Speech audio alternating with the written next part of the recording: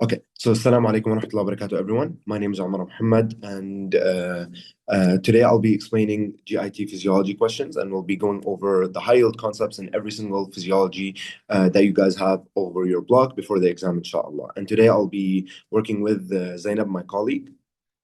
السلام عليكم. Okay, so today we'll be discussing all the physiology lectures, specifically all 12 physiology. And I know they are comprehensive and a little bit complicated in some parts, but we'll break it down, inshallah, and we'll go over all the high yield concepts, all the high yield questions, and we'll go on, inshallah. Okay, so before we get started, I want to really talk about GI physio with Dr. Angelica. So Dr. Angelica is a very good prof, and actually her exam questions are very easy, inshallah. And her exam questions are basically tweaked practice questions.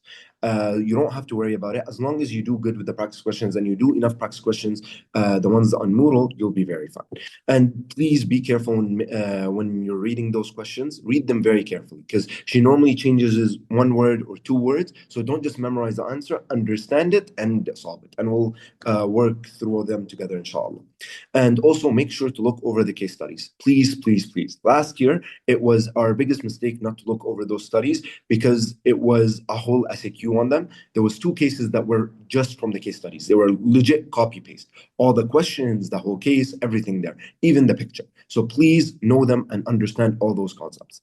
And finally, please understand every single hormone. Know them, memorize them, understand every single thing about them. Because almost 30 to 40% of all those hormones are just, or like all the questions are just from hormones. So please do your best. Now, let's get into the actual stuff. So we're going to get started with the control of GI functions. Very easy lecture. It's not hard. However, it's very important to go over it. And before I start my questions, or every lecture, I'll be going through the high yield concepts. Those are basically the takeaway message. Like if you're not even gonna watch the whole thing, please just know these. Those are pretty much points those are points that came on the past questions that whole time. Whether it's this lecture, whether it's the next lecture, whether it's lecture at the end, please make sure you know those points. Whether it's secretin is mentioned a lot, specifically this hormone, and all hormones generally. ZES, which we'll talk about, a type of gastrinoma, the proton pump, and how it's blocked. It does a certain thing, which we'll talk about, Auerbach or myenteric plexus, peristalsis, and specifically CCK for some reason. She always talks about it and specifies this specific enzyme. So please know your enzymes or hormones. Okay, so we'll get started with our first question. A man was diagnosed with ZES, and the doctor wanted to confirm it by injecting him with secretin hormone. Which of the following results will confirm the diagnosis? Please, guys, try to contribute and do your best.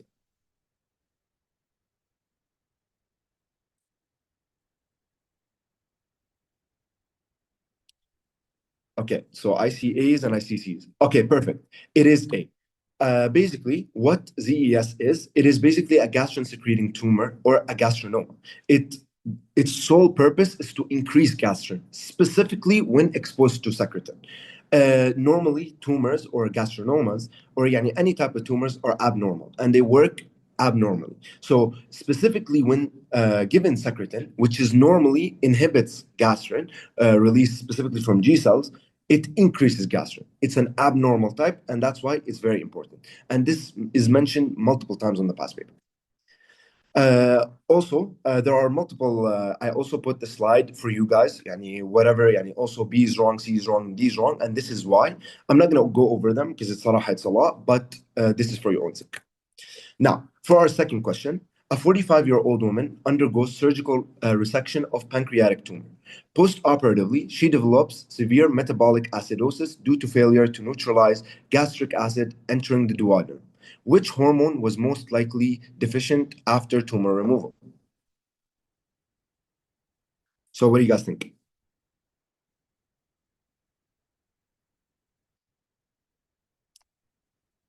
Okay, perfect. It is secretin. Yes, so it is secretin. How do we know this? It is secretin is basically found in or is released from S cells in the duodenum in response to acidic chyme or acidic substance. It stimulates the pancreas to secrete bicarbonate. Please remember this. Always secretin and bicarbonate are always related. So pancreatic bicarbonate is always secreted from or stimulated by secretin, which basically neutralizes gastric acid entering the duodenum. Deficiency, basically you would have impaired bicarbonate secretion. Again, this why others are wrong are right here. Now, on to our third question. A 23-year-old medical student begins salivating and experiencing increased gastric acid secretion immediately upon smelling grilled food while walking past a restaurant. No food has yet entered the stomach. Which neural pathway primarily mediates this response?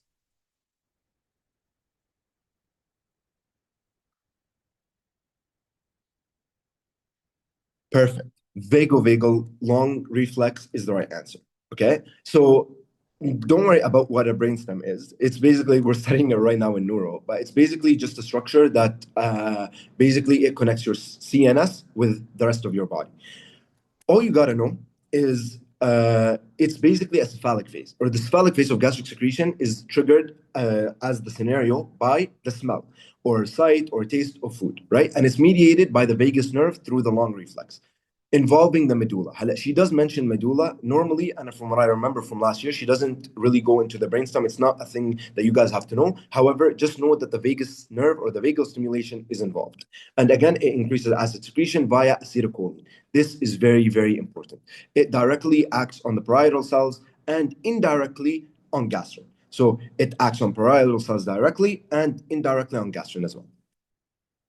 Okay, for our next question. So during peristalsis, a bolus of food distends the intestinal wall. Immediately proximal to the bolus, smooth muscle contracts.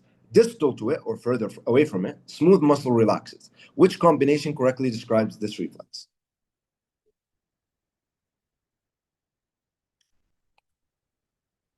Okay, so I see D's, I see B's.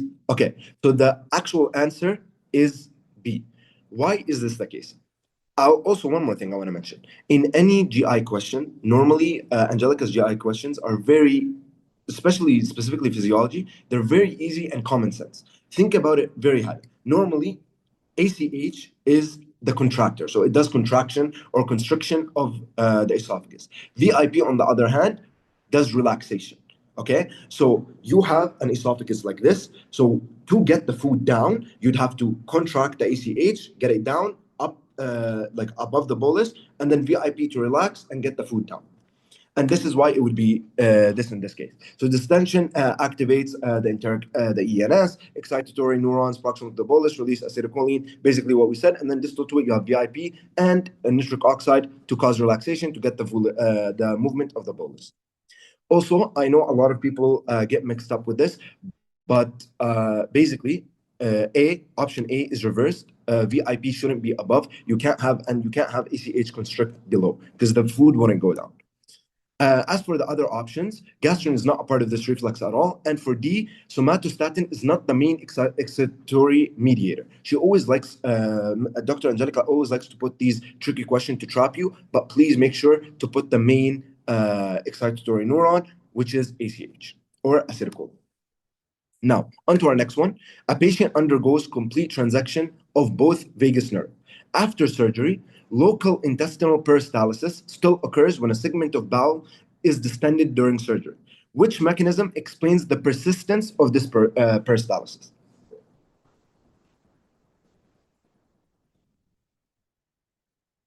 Perfect. It is intrinsic short reflex within the ENS. Basically, the myenteric reflex or the myenteric plexus. So peristalsis is primarily mediated by the enteric nervous system or the ENS through intrinsic short reflexes within the myenteric or the Auerbach's plexus. These local reflexes do not require vagal input, so peristalsis would still persist even if you don't have the vagus nerve or the vagal input. Okay, and this is why the other options are wrong. Now, these types of questions, please, everyone. Again, there's the table. She has two tables, which I'll have at the end of this lecture. There's two tables. Please memorize them. It has where every hormone is secreted, how it is secreted, what causes its secretion, what does it do. Please memorize those because those types of questions come a lot, and it's just not about single hormone. This question might come 3 more times and just have different like the questions tweaked a little bit. Okay, so which cells secrete the hormone that increases the growth of gastric mucosa? Yeah, perfect. It is D.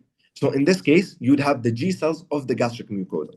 Why? Because G cells normally release gastrin, and gastrin stimulates parietal cells to secrete acid and promote the growth of the gastric mucosa. Pretty simple. G for gastrin, gastrin for gastric mucosa or the growth of gastric mucosa. And again, I cells are secrete CCK, which stimulate gallbladder contraction, pancreatic enzymes, and so on. D cells, somatostatin, which inhibit gastrin release, and S cells secrete secretin, which basically, again, they secrete pancreatic bicarbonate, not gastric growth. So yeah. Okay, now a 34-year-old man undergoes a surgical resection of a small intestinal tumor. Post-operatively, he develops severe intestinal dysmotility with a failure of coordinated peristalsis. However, intestinal secretions and mucosal blood flow remain largely preserved. Histological analysis shows damage to a neural plexus located between the circular and longitudinal muscle layers. Which of the following functions would be most directly impaired due to this lesion? So what do you guys think? Also, remember, and a lot of the questions might be like 6, 7 sentences long, but only the last sentence is important. And if you know, it would be the neural plexus located between the circular and longitudinal muscle layers. And you guys say it's B, and that is right. So exactly. Basically, it is what we're talking about here is the myenteric plexus or the Arbax plexus, and it's important in again propulsive peristaltic contractions. So again, the myenteric or back plexus, located between the circular and longitudinal muscle layers, controls the smooth muscle activity and coordinates peristalsis. Damage would result in impaired motility. This is very important. Remember, the plexuses are very important. Okay, again, why the other options are wrong. Now, I just want to talk about this a little bit. Again, these tables are very, very, very important. Please memorize them very much. This is, I'm telling you, 30-40% of the exam or of physics questions will just be this. So please memorize all of them, every single information on them. Now, okay, now we're going to get into our second lecture, which is the cephalic phase of integrated response to immune, or basically the cephalic phase, which we talked about a little while ago. Now, the high yield concepts. The cephalic phase basically constitutes of the nervous system or the nervous control, and specifically the parasympathetic via the cranial nerves 7, 9, and 10. Okay, parasympathetic or that have them or that respond to the muscarinic receptors, they secrete large volume watery saliva. Okay, keep that in the back of your mind during the questions because this will help. Sympathetic, on the other hand, will be small volume, viscous, mucin saliva. Duct cells. These are very, very important, very high yield, specifically in this lecture. You'll have like 2-3 questions about this. Duct cells, they reabsorb sodium and chloride, and they secrete potassium and bicarbonate. And they get us a final saliva that is hypotonic.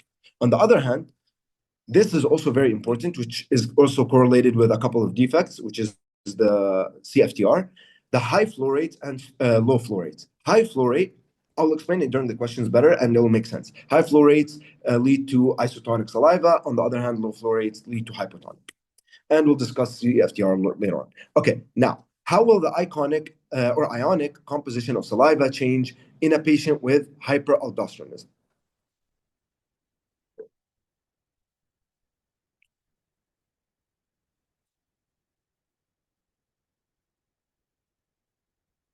Okay, so in this question, it would be B. Okay, so in this case, hyperaldosteronism. What is aldosterone? Aldosterone basically increases sodium absorption and potassium excretion in the epithelial cells, including the salivary ducts. So as a result, the saliva would become high in sodium and low in potassium.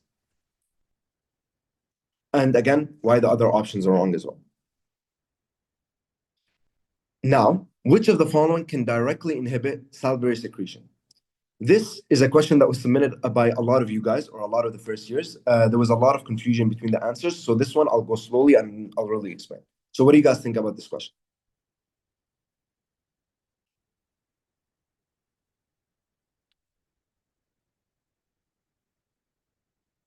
Oh, wait, there's a question from Noor. Wait, here. Give me a second. Let me go back.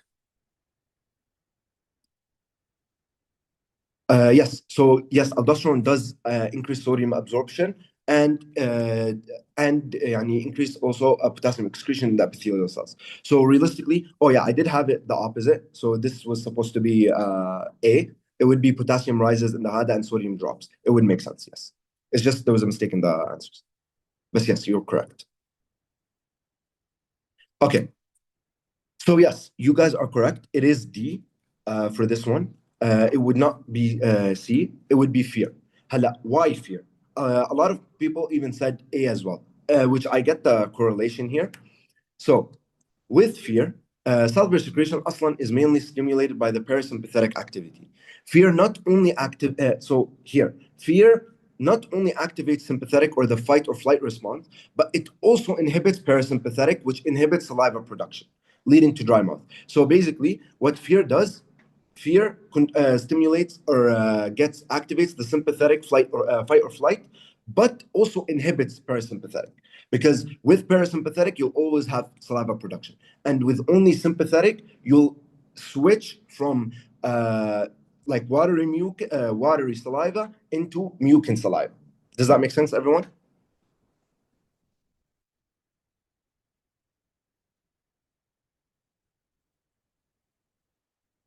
Okay, perfect. And yeah, again, okay, now on to our next question. Which of the following factors is responsible for hypotonic saliva in the ducts? This is a very high yield question, especially specifically talking about the ducts. So, which one? What do you guys think? Exactly. Impermeability. Remember, the ducts, specifically talking about saliva, they're always impermeable to water. And this makes the hypotonicity of saliva happen. And I'll explain why now. So saliva is initially isotonic when secreted by the asana. So just isotonic. As it passes through the ducts with the reabsorption of sodium and chloride and the secretion of potassium and bicarbonate, the duct epithelium is impermeable to water, so the water would not follow sodium. And this results in hypotonic saliva compared to the hadaplasma. And a small thing, thing that helped me last year to memorize it: ducks don't drink, meaning the ducts are impermeable to water. So finally, or the final saliva would result in hypotonic, or would be hypotonic. Okay. Now, a 4-week-old infant presents with poor weight gain and bulky, greasy stools. Laboratory studies show decreased pancreatic enzyme secretions. Despite this, some triglyceride digestion is still occurring in the stomach. Which of the following enzymes is most responsible for this preserved lipid digestion?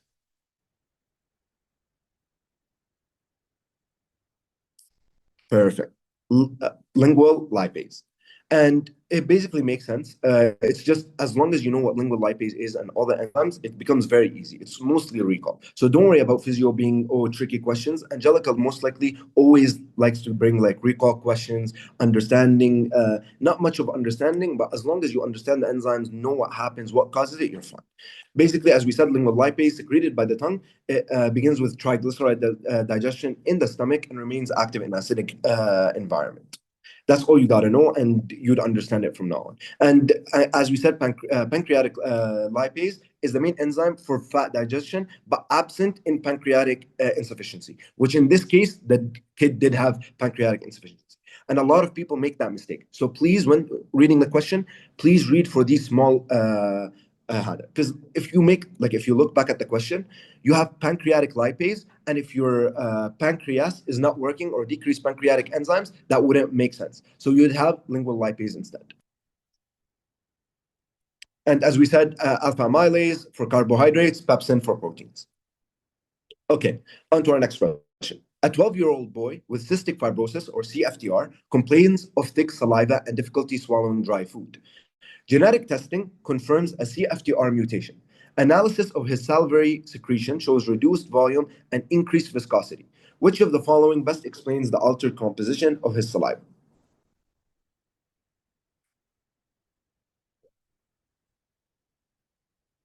Okay, perfect. It would be decreased chloride and bicarbonate secretion. Why that makes sense? Basically, when we're talking about cystic or a CFTR, basically it is a chloride and bicarbonate channel in the acinar and ductal cells. So it's just strictly chloride and bicarbonate in the salivary glands. Mutation in that would just reduce chloride and bicarbonate secretion, leading to a more thicker, viscous saliva with reduced volume. And again, why the other options are wrong. Okay, now to the next question. During the cephalic phase of digestion, which of the following correctly describes neural control of gastric secretion?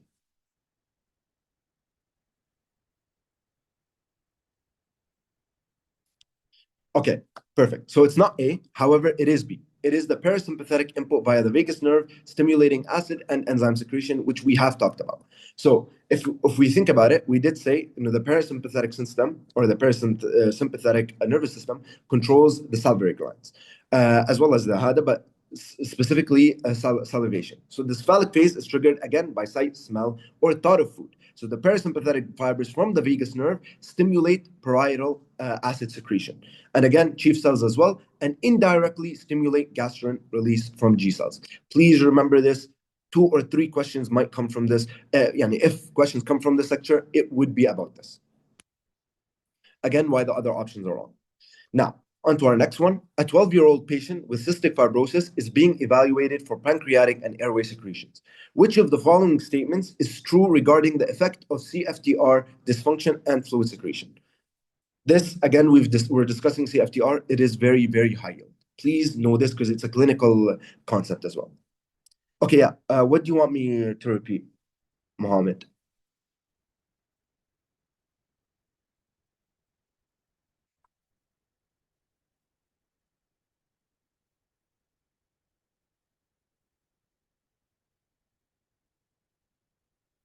Okay, you got it. Perfect. Okay, so for B, it is B. Okay, yeah, so it is B. Basically, as we said, CFTR dysfunction decreases chloride secretion, which reduces water movement and lowers flow rate in the airway and pancreatic secretions. So I said I will explain this later on, but now that we have gone to it, I'll explain it really quickly. With higher flow rates and low flow rates, this is very important. Think about it this way. You have a duct, you have a full-on duct, right? And then the saliva is going through it. If it's going very, very fast and the duct cells are important or they have a function of reabsorption. If it's going really, really fast, the ducts don't have time to reabsorb the sodium and have that and secrete the potassium and bicarbonate. So it wouldn't make sense. But when you're having low flow rates, it will go slowly and all that reabsorption and secretion will happen. Meaning, when you have high flow rates, you'll have isotonic saliva. When you have low flow rates, you'll have hypotonic saliva. Think of it low, hypo. Think about it this way, and inshallah, it will make sense.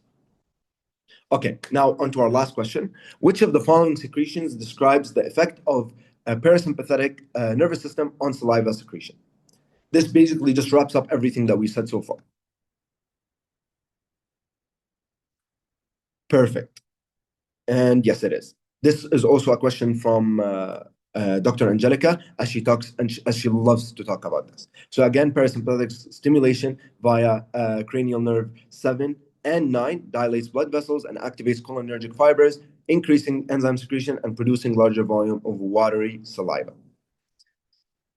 And yes, we're done. Do you guys have any questions or anything that you want me to explain regarding the cephalic phase lecture? Which question, Mariam?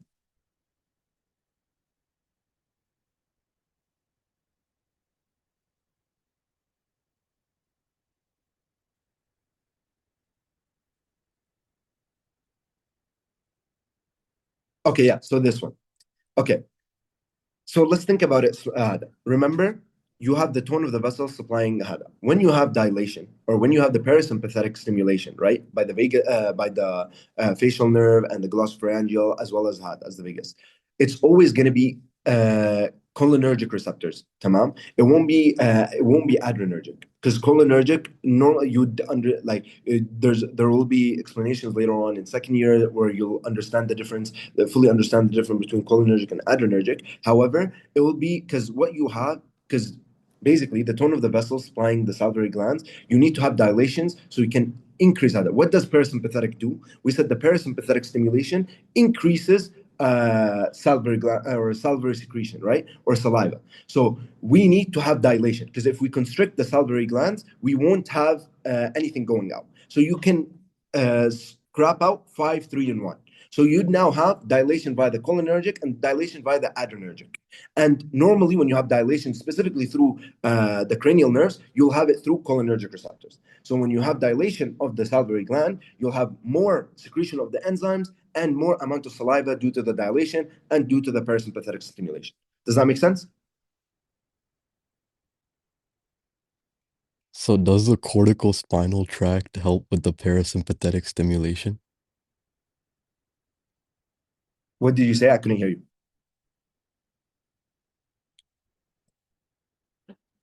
Like, do we need to know the cranial nerves in detail to know this? No, not really. For the cranial nerves, just know, at least for now, you don't need to know them. You just need to know, oh, okay, 7, 9, and 10 are involved, specifically in the salivary gland secretions and all that, but you don't need to know them in details. Does that make sense? Thank you. Perfect. Okay. So now to us, esophageal motility. This is an easy lecture, very common sense. You just know ACH, VIP, all that, and inshallah, you got it. Okay, high-yield concepts, again, swallowing and neural control, each of the phases. Every single phase is very important. The swallowing center, reflex safety, and cranial nerve roles. You don't need to know it that much in details, but it might be asked specifically by Angelica, as she likes these in detail questions. Peristalsis mechanism, primary and secondary, is also important. Upstream and downstream contraction and upper esophageal sphincter relaxation mechanisms, or UES.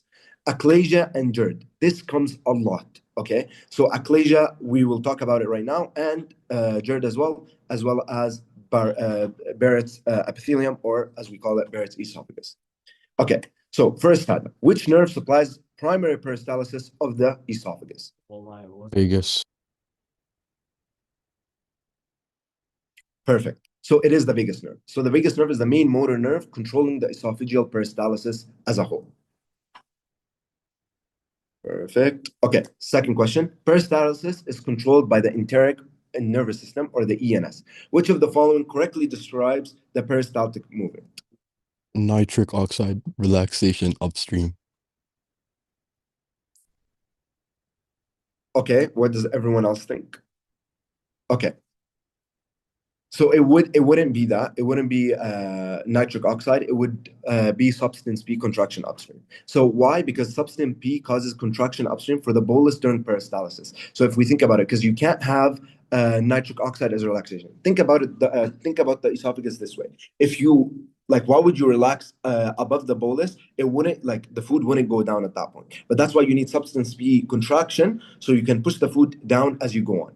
And again, this also helps the bolus from going, or preventing backflow, pretty much, from going all the way up to your mouth. Isn't substance Okay. P for pain? No, it isn't. It's for it's something else. Okay, now to the next question. Which of the following factors would most likely contribute to GERD or gastroesophageal reflux?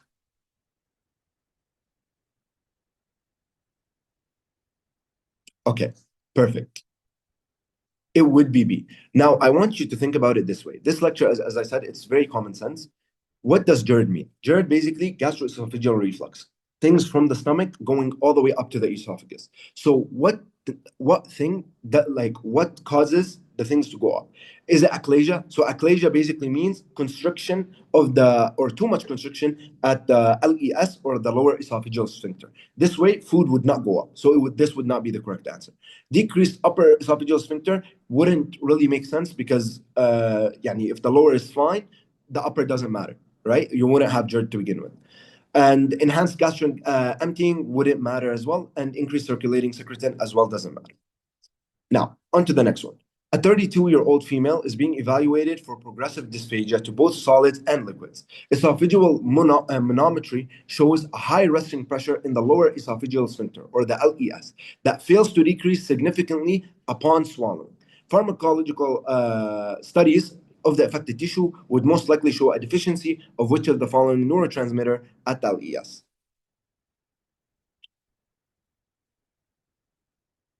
Perfect. Exactly. So it would be nitric oxide and vasoactive intestinal peptide, or VIP as well. So basically, a patient has achalasia. So with the scenario that we've been given, again, achalasia is too much constriction at the lower esophageal sphincter. So you can't relax it, you can't open it. So what did we say, or what hormones are function to relax the muscles and to cause relaxation? Basically, it would be NO, or nitric oxide, as well as VIP. So without them, you will have no relaxation of the LES, causing achalasia. Okay, now again with this one. So what do you guys think of this one?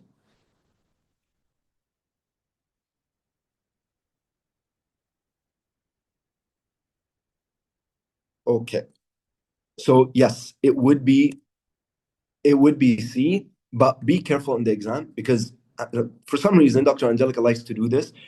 So please read the options carefully. So if you pick C, make sure to pick the answer C, not the choice. Please, a lot of people made that mistake last year and lost a lot of grades because of it. Okay, now, this was an easy lecture. Now we're going to get into the harder lecture. This is it's a very comprehensive lecture. Don't worry, we'll go through it. It's going to be easy, inshallah. But it is the biggest lecture that we have. And at the end of the lecture, we will have an SAQ. Basically, the SAQ we had last year, it wasn't the best SAQ for us, and I'll tell you guys why. But make sure, this is going to be very helpful for you guys, okay? So we're going to get started with the high-yield concepts. There's a lot of high-yield concepts, but I put the main ones here. There's a lot more that we're going to talk about in the questions, and even there's a lot in the lecture as well. So parietal cells, they secrete HCl, stimulated by ACH, gastrin, and histamine. And so somatostatin inhibits that acid. So remember, parietal cells secrete that acid, somatostatin inhibits it.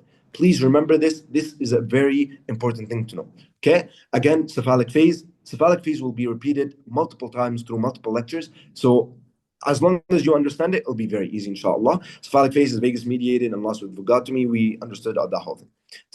Now, with the proton pump or the hydrogen potassium ATPase is the final acid pathway and is blocked by PPIs, or as we call it, the alkaline tide. It is a proton pump inhibitor. There are proton pump inhibitors, block this and cause it would inhibit a gastric acid, which we'll discuss later on.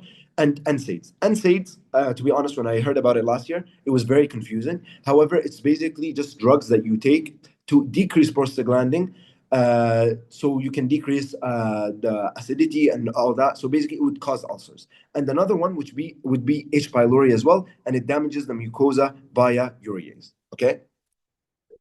Now, what gastric acid secretion will be inhibited by what?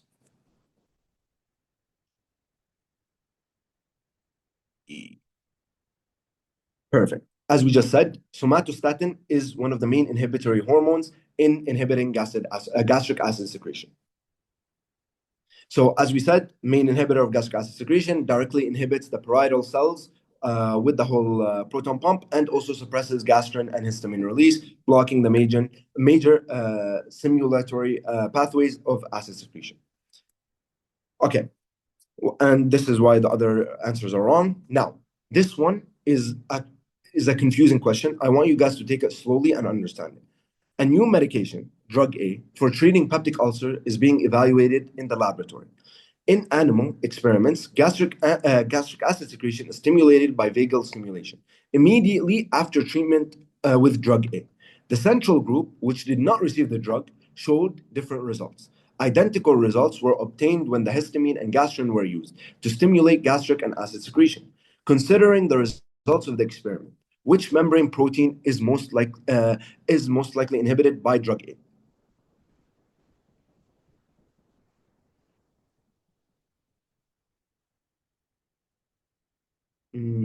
Okay.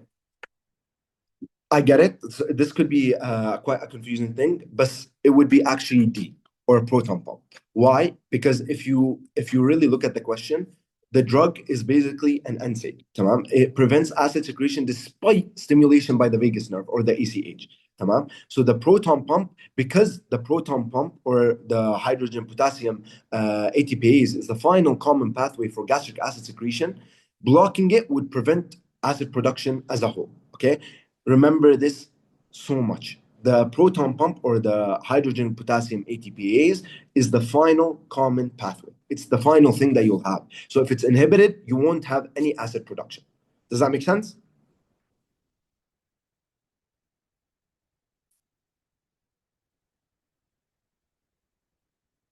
Okay, perfect. So,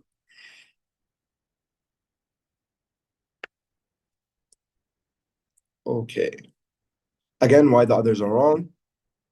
Okay, which of the following factors would be most likely or would most likely contribute to gastric mucosal injury?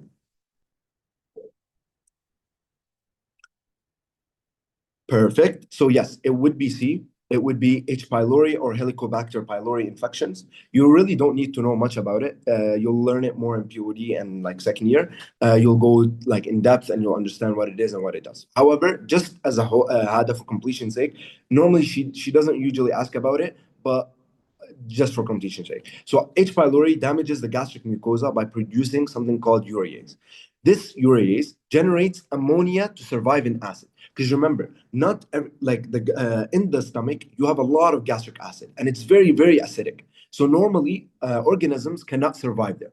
Tamam? Most organisms cannot survive. So for H. pylori to survive, it would produce urease, which generates ammonia to survive in the acid, and this ammonia would disrupt the mucus bicarbonate barrier, leading to ulcer formation. So the mucus bicarbonate barrier is what protects your stomach. And normally it would lead to inflammation and ulcer formation, which is not good. And again, why the others are wrong. Now, presence of what in the duodenum will inhibit gastric emptying? This is also very important. So yes, urease can be tested, or H. pylori infections usually can be tested through breaths, and that's the normal diagnostic method for testing them. But you really don't need to know this. So okay, now for this question, it will be yes, it will be lipids. And why? Lipids in duodenum would strongly inhibit gastric emptying via the enterogastric reflex. It is very, very important to understand this. So fat, whether it's fat, acid distension, or hyperosmolar chyme in the duodenum triggers the ENS, so the short and long reflexes that inhibit the pyloric pump and increase pyloric tone, slowing gastric emptying. Does that make sense? So again, you would inhibit the pyloric pump and increase the pyloric tone, tamam, which is basically tone basically means the sphincter. You'd increase constriction, which slows gastric emptying. It wouldn't go through it that quick. Why? Because sometimes they take more time to digest and to go through. Does that make sense?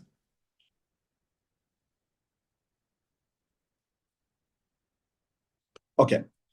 And yes, secretin does usually inhibit G cells from secreting gastrin as a whole, but normally it would be somatostatin doing that, or the main inhibitory hormone for that. Because normally secretin would be for bicarbonate secretion from pancreas. Does that make sense? Perfect. Okay, and this is why the others are wrong. Now, which of the following is an example of a vagovagal reflex?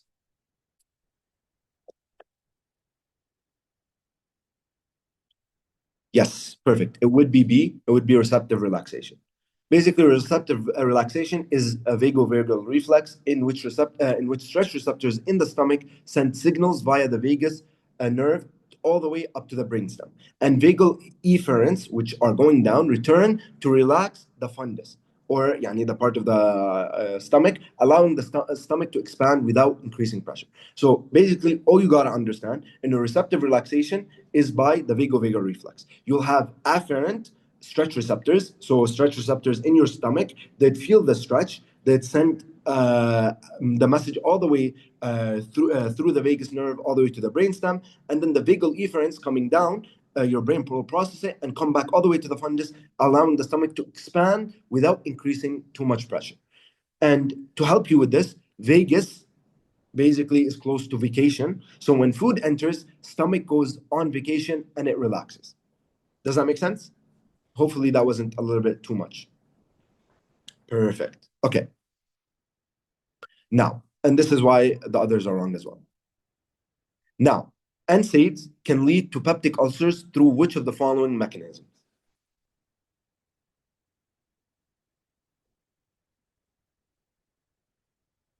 Okay, perfect. It is inhibiting prostaglandins.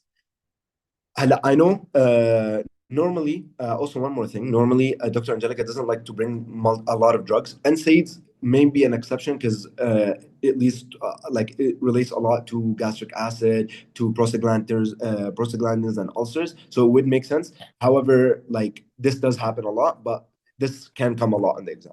Tamam? So again, NSAIDs block something called the COX enzyme. You don't need to know this. This is for further levels, but just for completion's sake and for you guys to understand it. Basically, COX enzyme, there is just a lot of enzymes that produce prostaglandins, and when you have less prostaglandin production, you wouldn't have it wouldn't protect the stomach as much. Prostaglandins normally protect the stomach as much as you can by increasing mucus and bicarbonate, maintaining blood flow and helping repair the lining. Tamam? So if NSAIDs block COX, the COX enzymes, and you have less prostaglandins, you wouldn't have as much to protect the stomach, so it cause ulcers. Okay, so without prostaglandins, the stomach lining gets unprotected, which causes peptic ulcers.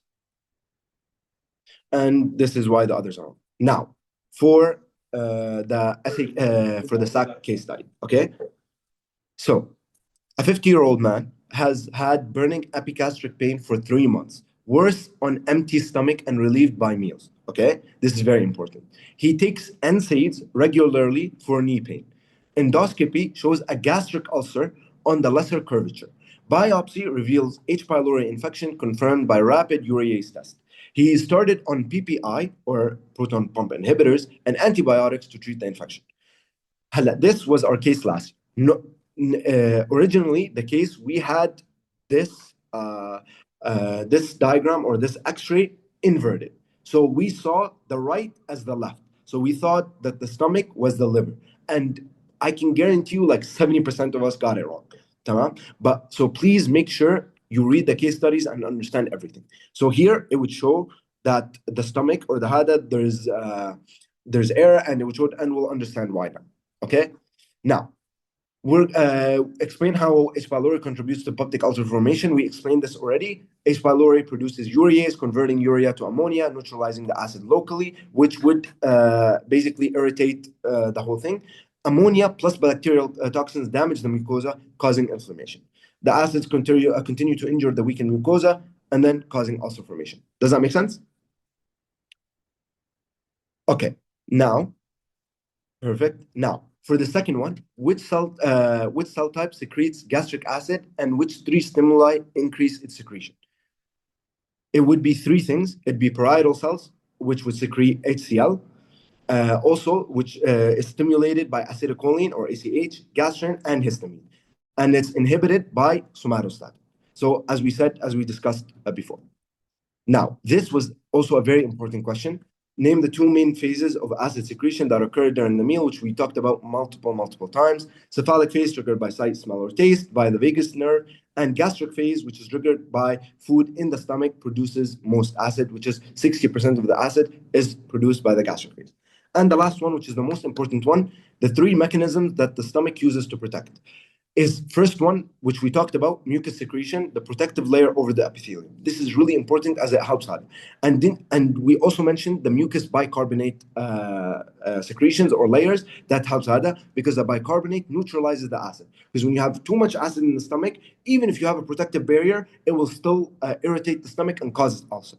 And as we said with the NSAIDs relation, prostaglandins stimulate mucus and bicarbonate secretions, as we said, the mucus bicarbonate layer, and maintain blood flow, which prevents any ulcers and helps the stomach get protected. Okay, and this is it for my part. Now Zainab will take over and continue with the rest of the parts. Thank you so much, Omar. Before I begin, I'd like to give a shout out to the exam committee of 18th batch, as well as the notes committee. You guys made this job so much easier for me. And a huge shout out to Abdul. His notes helped me out quite a bit. Okay, with that being said, actually, let me share my screen and then you guys let me know if you can see it. Okay, let's get started. So the first lecture that we're going to be covering is the pancreatic secretions. The way that this is going to go is that I'm going to show you guys a question, just like Omar did, and then I expect you guys to answer. However, if it is possible for any one of you to switch on your mic and answer, that'd be wonderful, because I'm presenting this on a laptop, and it might be a little bit difficult to look at the chat multiple times. So that'd be wonderful. Anyway, question, answer, followed by an explanation. And then that will be followed up by a slide that will show you why the wrong answers are wrong. However, I'm not going to be covering that up because we are a little bit short on time. Okay, so let's get started. The acidification of duodenal mucosa to pH less than 3 will be... if you guys are writing this on chat, I probably won't be able to see. But let's try, actually.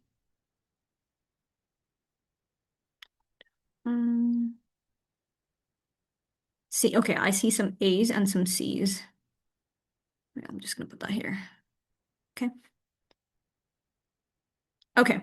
Yeah, so the answer is C. I see a B.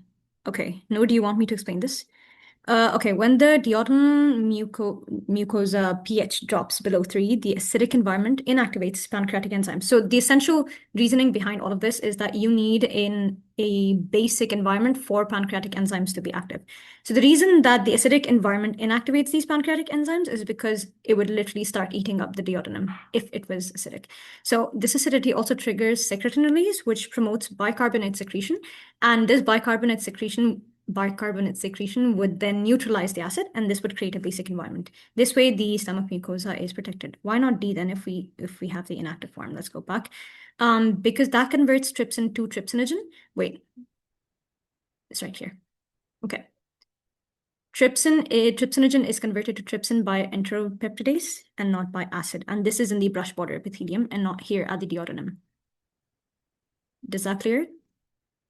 Okay, I'll move on then. All right. Trypsin becomes trypsinogen, not the opposite. Let's go back. Wait a minute. Okay. This inhibits trypsin.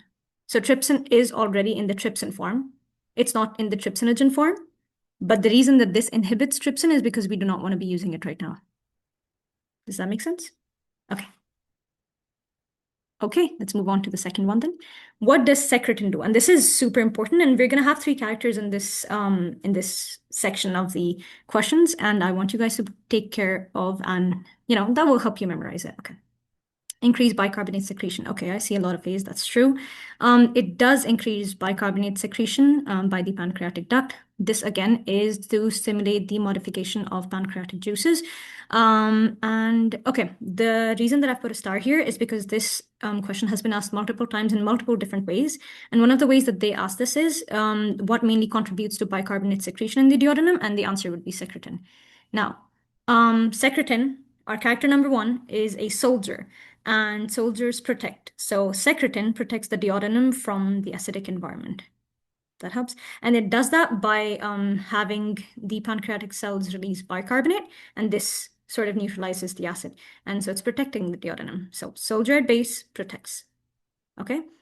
Next up, you guys can see this later. Okay. What happens during the cephalic phase of pancreatic secretion? Let's see. Oops, sorry. A. I want this smaller, actually. Okay, that's better. Okay, let's see the answer. It is A. Enzymes are released in response to acetylcholine stimulation from the vagus nerve. When you think of cephalic, you want to think of the brain, and this is essentially just the parasympathetic form of stimulation. So when you're resting and on vacation, because you're digesting when you're resting. So rest and digest, you're on vacation, and you want to think of the vagus nerve in this, okay? The vagus nerve releases acetylcholine, and this stimulates pancreatic SNR cells to release a mild amount of enzyme, let's just say. Okay, you guys can read why the wrong answers are wrong. Okay, question number 4 is steatorrhea would be an expected outcome of which of the following?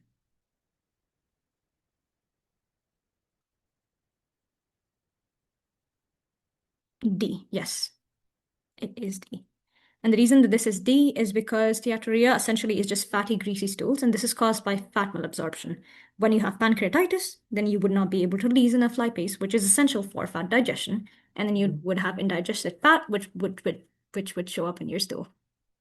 Okay. Question number 5. Which of the following activates acinar cell secretion in the pancreas?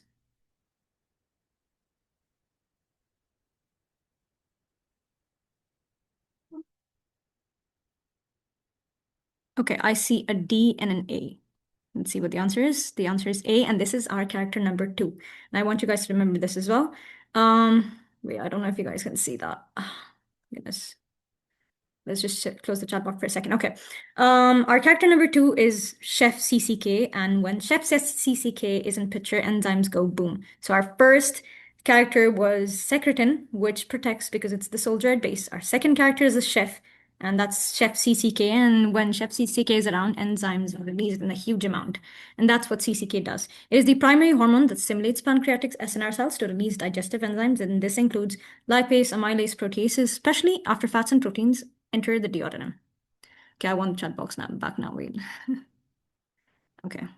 The secretin only stimulates secretion of bicarbonate, not enzymes as well. No, it only, well, for the majority of the part, what you want to remember is that it only stimulates the secretion of bicarbonate. That is the major role that it plays. Whenever a question is asking you about bicarbonate secretion, it would be secretin. And if it's asking you about enzymes, then it would be chef. Okay. Question number 6. What is the strongest stimulus that causes an increase in bicarbonate secretion? This should be super straightforward. Yes, that is low pH. Okay. Wait, let's go back. Sorry, you did not see the answer. Which of the following activates colipase? Yes, it is D. Another one of our characters that I want you guys to remember. Okay. We have colipase is secreted by the pancreas as procolipase, and this is an inactive form. And trypsin cleaves procolipase to its active form, which is colipase, which then helps lipase bind to fat droplets for proper fat digestion. And the way that I would remember this is this trippy guy with a toothbrush, and it wakes everything up. So trypsin basically activates almost every other enzyme that is there. I hope that helps you guys remember. Now let's move on to the 7th one. Which of the following factors activates pancreatic enzymes?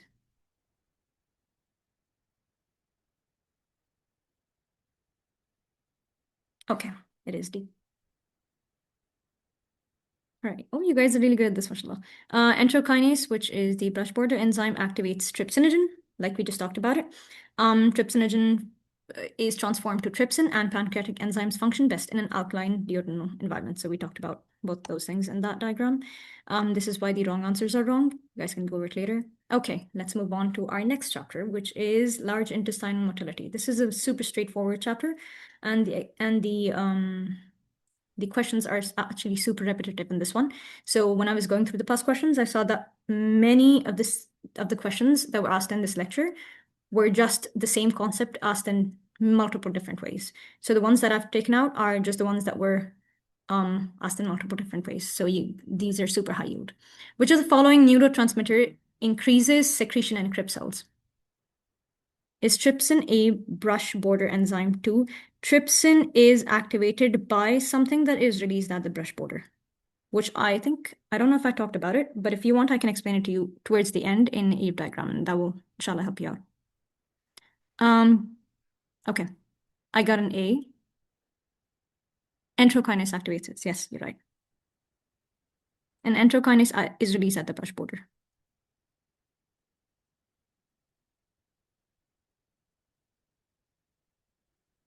Okay. This is a very high yield concept, and I want you guys to really pay attention here. So which of the following neurotransmitter increases secretion at the crypt cells is VIP, which is vasointestinal peptide. Okay, and this is asked like almost every single past paper. So you want to remember this one. So VIP stimulates chloride and water secretion in crypt cells, leading to increased intestinal secretion. So the way that I would remember this is very intense pooping is caused by VIP. And the reason that this causes an intense pooping is because it stimulates chloride and water secretion in the crypt cells. Okay, now I actually want to go over why number C would be wrong here, because number C primarily causes smooth muscle relaxation. Now, VIP can help in smooth muscle relaxation to a very small extent. However, nitric oxide is what primarily causes smooth muscle relaxation. So if you have both of those options, and if it says, oh, what causes chloride and water secretion, that would be VIP. But if it asks you which one causes smooth muscle relaxation, and if you have both options, VIP and NO, then you would select NO. Is that clear? Okay, let's move on. Oh, sorry. Okay, chloride secretion by crypt cells. Also a very, very high yield concept. And I think we got some, oh, we did not get yet answers about that. Okay, B, you were right about that. Chloride secretion by crypt cells is caused by this transporter. And this is very, very high yield, and it has been repeated in almost every single past paper that I've come across. Why not D? Because we are specifically talking about the crypt cells and not any other place in the intestine. Brings chloride into crypt cells and facilitating its secretion. Okay, let's look at it here. Why not D? It is mainly involved in electroneutral sodium chloride absorption and not primary chloride secretion. Okay. Where are short-chain fatty acids co-transported with sodium? Again, this is one of our characters. Do you guys see that they're eating cats and dogs? Okay. A, that is very true. Okay, the way that I would remember this is multiple mnemonics actually, and this is a concept that I want you guys to really remember. Bacteria in the colon ferments fiber, and this produces short-chain fatty acids like acetate, propionate, and butyrate. And colon cells absorb these short-chain fatty acids along with sodium. So you guys see that in the figure over here. Short-chain fatty acids are absorbed with sodium. Now, when sodium is absorbed, water follows and helps with fluid absorption and prevents diarrhea. So you have a fat cat, and so cat is for colon and fat is well fat. So this is our fat cat. And then I also want to talk about why the wrong answers are wrong here, because these are some important concepts that I want to cover. So duodenum is mainly responsible for chemical digestion, and chemical is like big people stuff. So that's the big dog. Duodenum, dog, chemical digestion, the big stuff. Okay. Jejunum is the primary site for nutrient absorption, and this mainly includes glucose and amino acids. So the way that I remember this is yum, yum, sugar and protein. So our big dog and our fat cat like sugar and protein. And that is the primary site in jejunum, which is yum, yum. Okay, ileum, the way that I remember this is bilium. So you have B12 absorption as well as bile, bile salt reabsorption. So bilium, bile is bile, and then bi is B12. Okay. We can move on, I guess. All right. So we said that short-chain fatty acids are reabsorbed along with sodium, and this causes the lumen pH to decrease. So in turn, something else happens, and that is that there is secretion of bicarbonate to be able to balance that pH out. So what happens during the secretion? Wait, let's see this one. See, you would be right about that. Okay.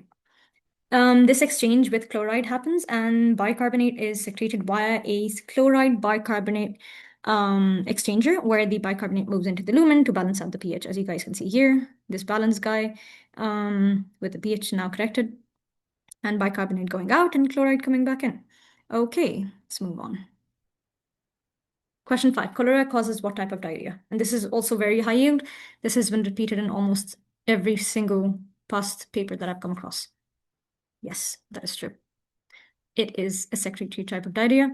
Again, it has been asked in multiple ways. So cholera toxin induces secretion by which mechanism is also a very similar concept. And you want to remember our cholera camp. Okay, so the cholera toxin activates adenylate cyclase, which increases CAMP, and this leads to massive chloride and water secretion, which leads to profuse watery or secretory diarrhea. So remember CAMP and chloride for cholera.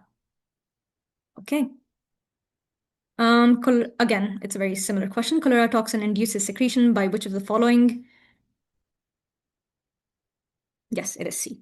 So the CFTR or the chloride channels. Sometimes they could actually just skip out on the chloride and they just ask you about CFTR. So you would want to know that. And that's about it. Which of the following is the major mechanism for sodium uptake in the colon? In the colon.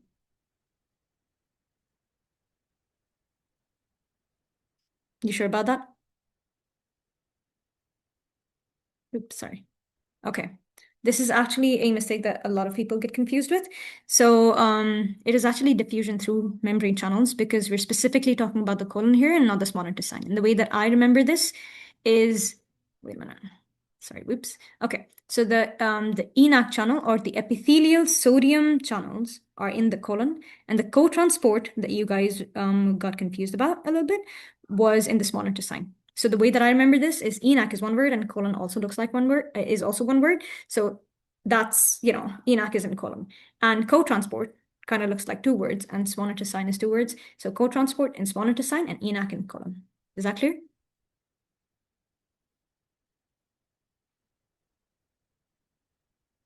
Okay, wonderful. Okay, next question. All right. Slow waves.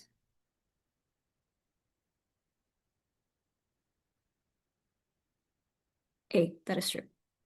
Okay, dictate the maximum number of contractions. You're right about that. Slow waves are the gut's electrical rhythm, set the maximum frequency at which contractions can happen, but they don't directly produce them. Okay, this is why the wrong answers were wrong. Now, moving on to the 10th question. The rate of peristalsis is determined by...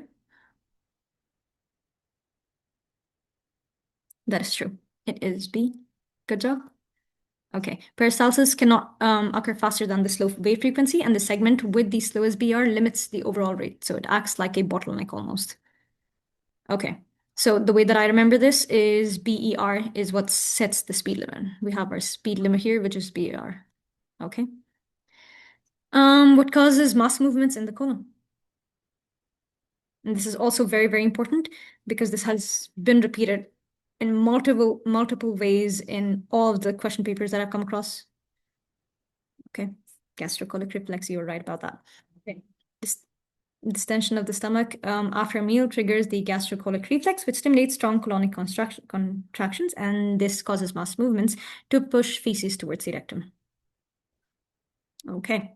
During defecation, which of the following occurs?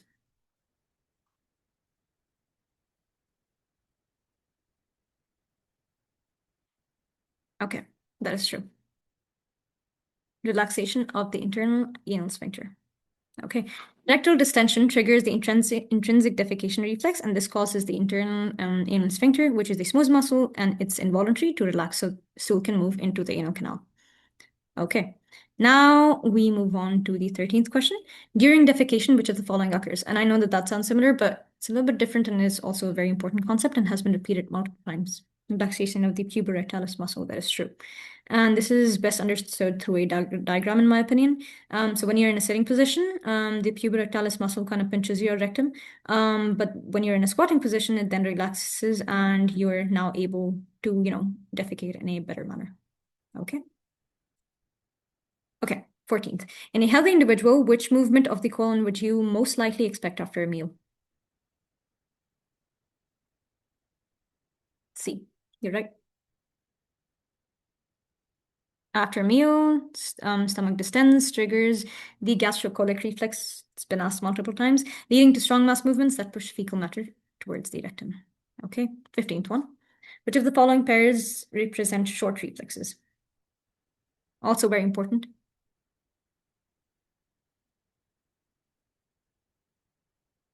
Okay.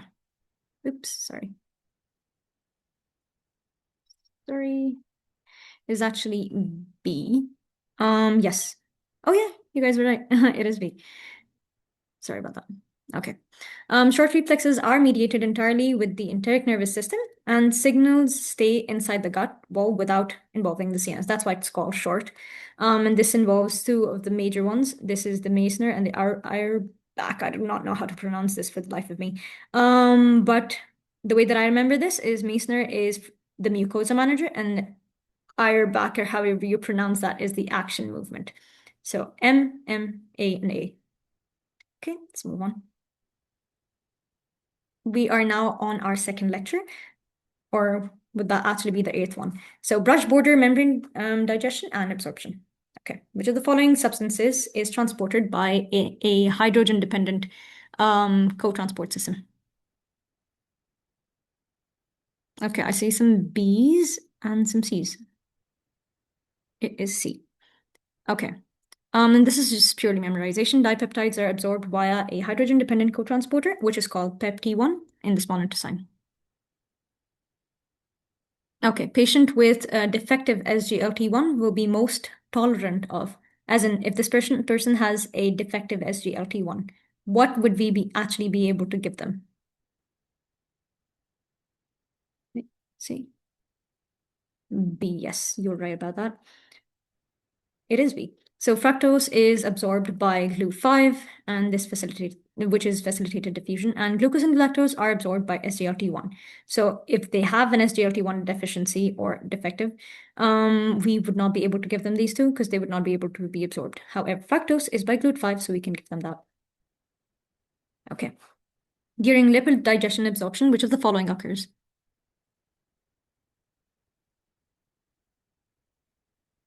Okay, I see some C and A. The correct answer is C. Long-chain fatty acids and monoglycerides are incorporated into chylomicrons. Although micelles do play an important role, however, this is a better answer, let's just say. So after absorption into the enterocytes, long-chain fatty acids and monoglycerides are re-esterified into triglycerides, and then they're packaged into chylomicrons for lymphatic transport. Okay. Okay. Why is A wrong? A is not wrong.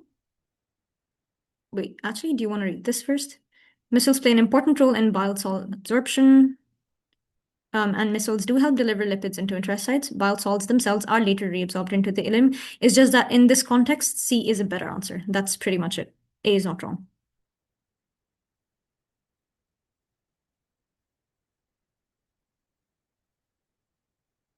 Yep. Okay. Cellulose is metabolized by which of the following mechanisms?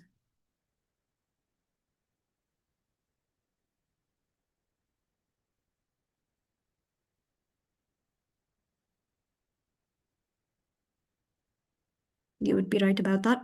It is B. And these are fermented by bacteria to short-chain fatty acids. So humans cannot digest cellulose because we do not have the enzyme cellulase. And because of that, colonic bacteria, they ferment it into short-chain fatty acid, like acetyl and butyrate, which can then be absorbed by us. Okay. Which of the following is the product of pepsin?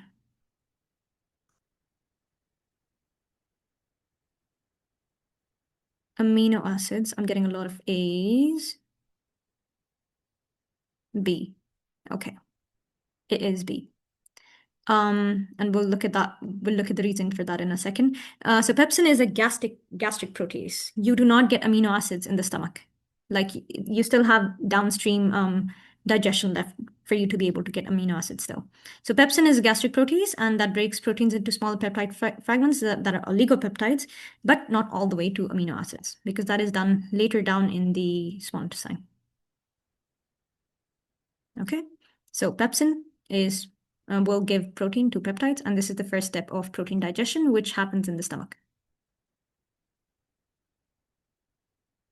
Okay, which of the following must be broken down even further for absorption by epithelial cells?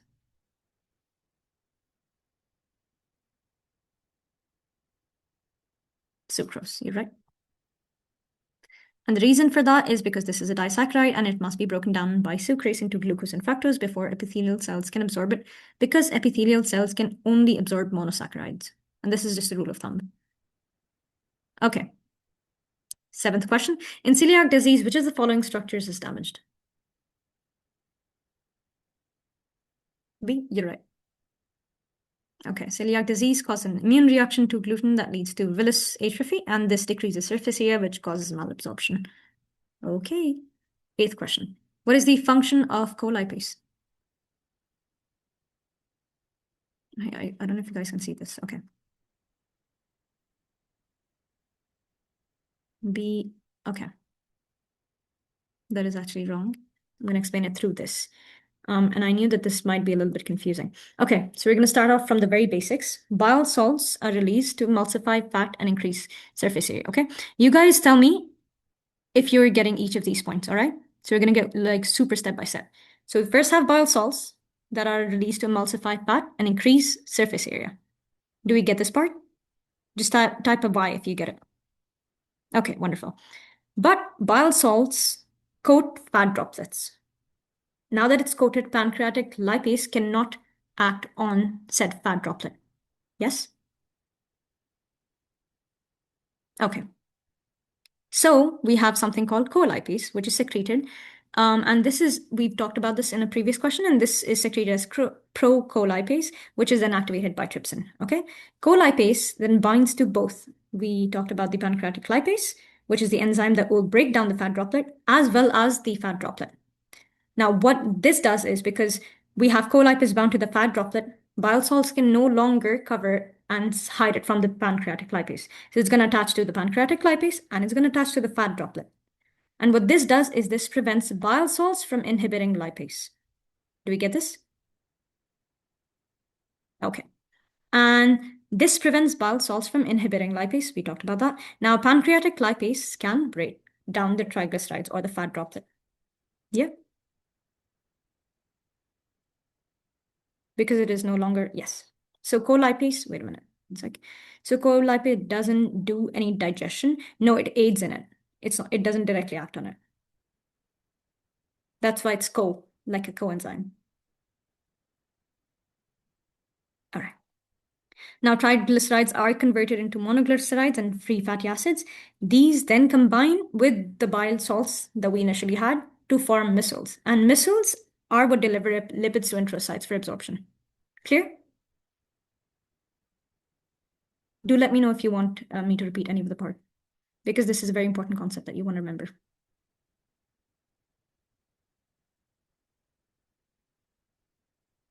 Okay, since there's no questions, I will be moving on. Okay, next we have we took this in AJAR's lecture that colipase powers the pH from 8 to 6 so that it can allow for optimal activity for lipase. Yes, the whole point of coenzymes is that it creates an environment where the actual enzyme can act. So that is true.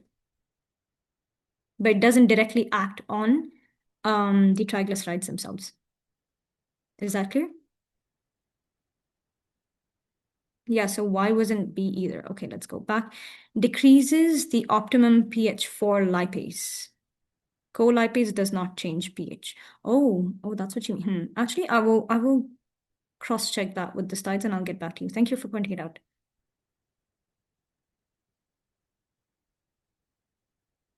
I will go through that towards the end. Thank you. Okay. Electrolytes and water transport, which is our 9th lecture, I believe. Okay. You ignore the that this is question 2. It was supposed to be question 1. Chloride secretion by Krebs cells. This is a repeated question, and this entire lecture has a lot of repeat questions, and the reason is because there's a lot of overlap between the concepts in this lecture. So I want you guys to quickly answer this because we've taken this before. B, you right? Okay. This question, the next one is also going to be repeated. Chlorotoxin induces secretion by the mechanism. Yes. Oh, okay. No, actually, both of those are correct. My bad. Opening CFTR channels and increasing CAMP are both correct. Okay. Which of the following is a major mechanism for sodium uptake in the colon?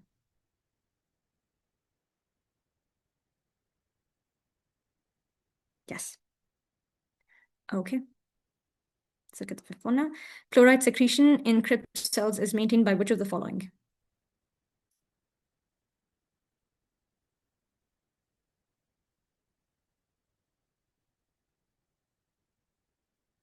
You would be right about that. Okay.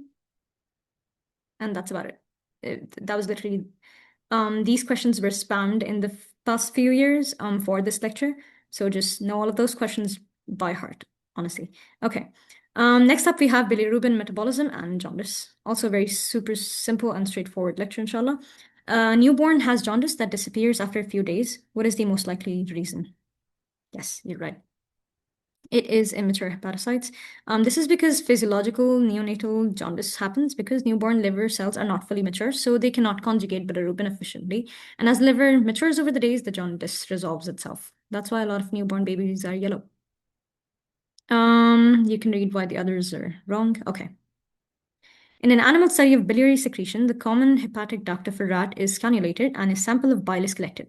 Bile is also collected from the gallbladder. Compared to the hepatic bile, gallbladder bile would be expected to contain a reduced concentration of which of the following. Okay, you're right. It is sodium. And this is because the gallbladder absorbs sodium and water to concentrate bile. What is the reason for pale stools in obstructive jaundice? You're right about that. In obstructive jaundice, bile cannot.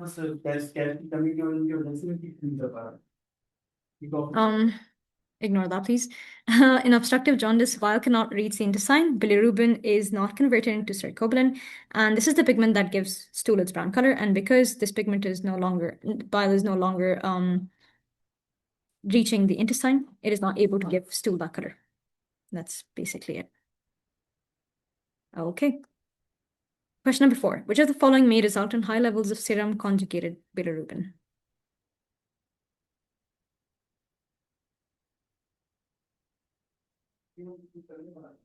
You're right. This is because if bile cannot be secreted from hepatocytes into the bile ducts, conjugated bilirubin backs up into the blood, and this raises the serum conjugated bilirubin. Okay. Which of the following conditions is a result of the circulation of conjugated bilirubin?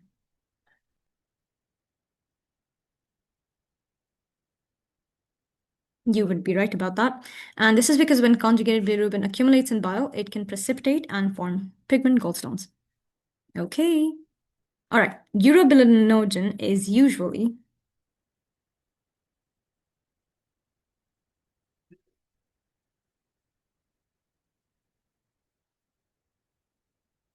A, not present in feces. D, okay. D is the correct answer, and I'll explain why. It is because it's just facts that it's present in both, honestly.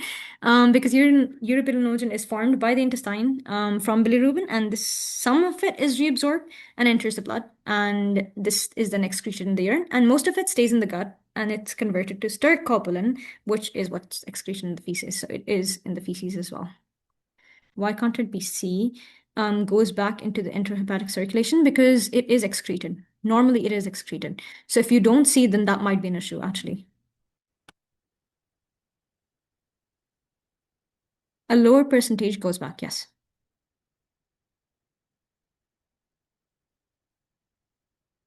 All right. Which electrolyte is primarily absorbed in the jejunum? Let's see.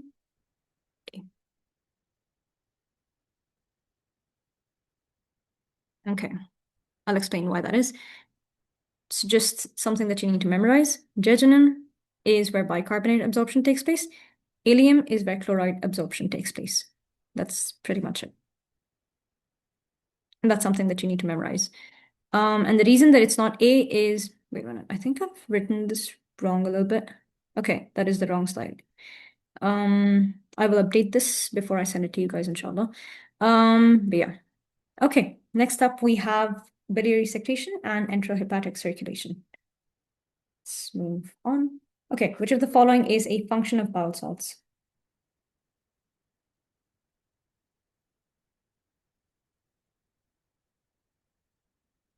that is right. Okay, bile salts are amphipathic, meaning that they have both hydrophilic and phobic sides. This allows them to surround lipids from muscles, which keeps fats soluble so that they can be absorbed into the intestine, which we talked about earlier. Okay, which of the following is a characteristic of primary bile acids? Oops.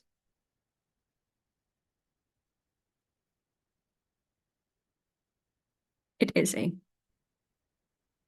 Primary bile acids are made in the liver, we have the liver here, and then modified by the intestinal bacteria in the distal ileum and colon, and this forms secondary bile acids. That's pretty much it. Okay, a person suffering from colitis undergoes a total colectomy. Which of the following can be expected?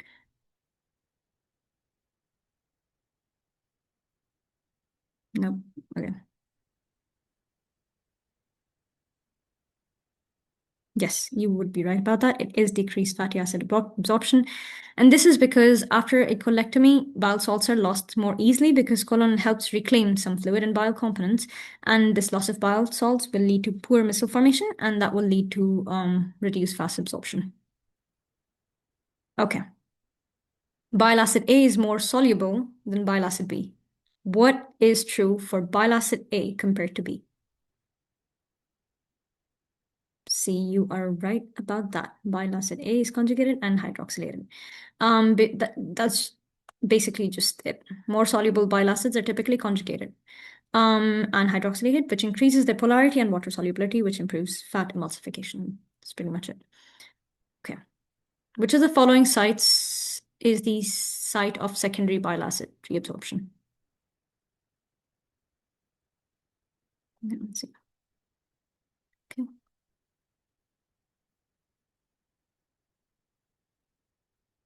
D. Okay, it is D. And the reason is just because secondary bile acids are absorbed in the terminal ileum and the colon. And 4 in this picture represents the terminal ileum, and 5 is the colon. And this is just, you just need to memorize it. Okay, let's move on. Now, there's 2 ways that this question can be asked, which is why I've put them both together. Which of the following cells will store vitamin A, or which of these following cells manufacture fibrous tissue after liver injury? And it's both the same answer. Yes, it is stellate cells. And this is a very important concept, and it has been repeated multiple times. Okay. Vitamin A, the way that I would remember this is that vitamin A is for eyes, and eyes that you see, so that's stellate cells, and eyes cry when you're hurt, and that is response to injury, so fibrosis. Okay. Again, it's the same thing. Okay. Which of the following bile acids most likely appears in stool normally? Let's see the answers. D. Okay, wonderful. Okay, I got a C. And this is just something that you need to memorize. Lithocholic acid is a secondary bile acid, and that is poorly reabsorbed. And so it is most commonly excreted in feces. The way that I would remember this is it is excreted because it is not reabsorbed. So it has low absorption, and low absorption is lithocholic acid or lothocolic acid. That's just, oh wait, that's because it's toxic. Okay. Gotcha. Okay. 8th question. The reabsorption of bile salts from portal blood into hepatocytes is completed by which of the following mechanisms?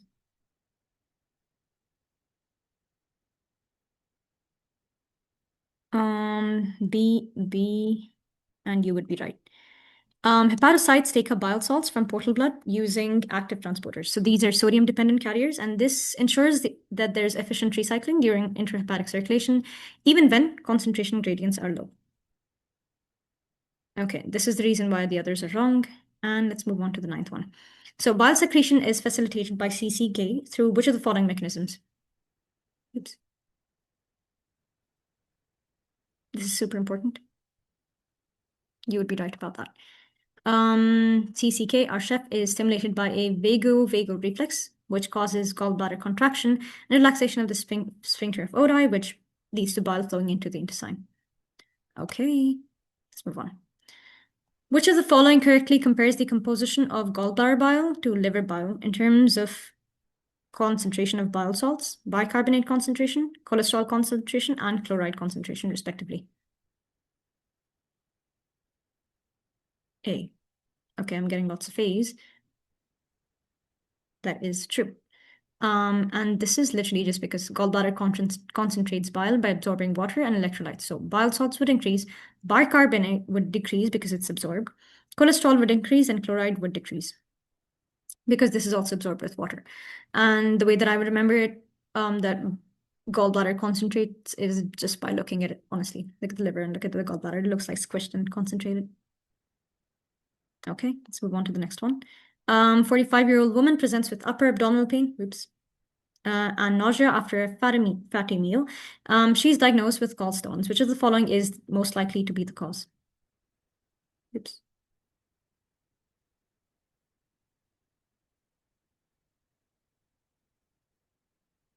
I don't know if you guys are able to see the screen. Okay, I'm getting lots of A's, and that is correct. Gallstones usually form when bile becomes supersaturated with cholesterol and lacks enough phospholipids and bile salts to keep cholesterol dissolved. And this leads to cholesterol precipitating, and that's what leads to stones.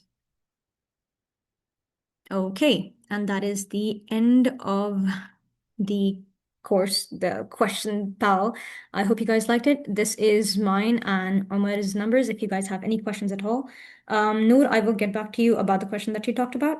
And if you guys liked it and if you guys found this helpful, please do fill out the feedback form. We'd really appreciate that. And if you guys have any questions, feel free to contact us anytime.